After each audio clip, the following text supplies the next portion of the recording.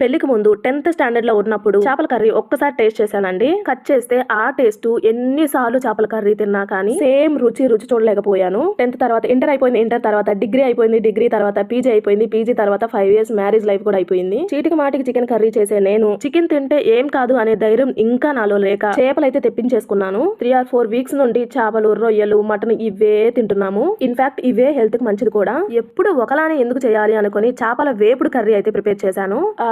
First time తిన్న రుచిని అయితే మరోసారి టేస్ట్ చేసాను అనిపించేసింది. చాలా బాగుంటుంది. ఎప్పుడైనా కానీ నేను ఏముందిలే అని ఈజీగా చేసినవి బాగా కుదురుతాయి. కాన్సన్ట్రేషన్ పెట్టి చేస్తాను కదా, మరీ పడేసేంత చండాలంగా ఉండవు. కానీ ఉప్పు ఎక్కువ అవడము, తక్కువ అవడము, కారం ఎక్కువ అవడం, తక్కువ అవడం ఏదో ఒకటి కనిపిస్తుంటుంది. చేపల కర్రీ టేస్టీగా రావడానికి సీక్రెట్ చెప్పన, పులుపు కోసం చింతపండు ఒక్కటే యూజ్ చేస్తుంటారు, కానీ నిమ్మరసం కూడా యూజ్ చేయడం వలన కర్రీ టేస్ట్ ఎన్హాన్స్ అవుతుంది. అలానే పచ్చిమిర్చి ముక్కలు కట్ చేయకుండా కాయ ఘాట్లు పెట్టేసుకొని యాడ్ చేసుకున్నా కానీ టేస్ట్ ఉంటుంది. ఇలా వేపులు చేసినప్పుడు ఒకవైపు తింటూనే వంటలు చేస్తుంటా. ఈ అలవాటు మీకు కూడా ఉందా? ఈ వీడియో మీకు నచ్చిందా? అయితే లైక్ చేసి, షేర్ చేసి, సబ్స్క్రైబ్ చేసుకోండి.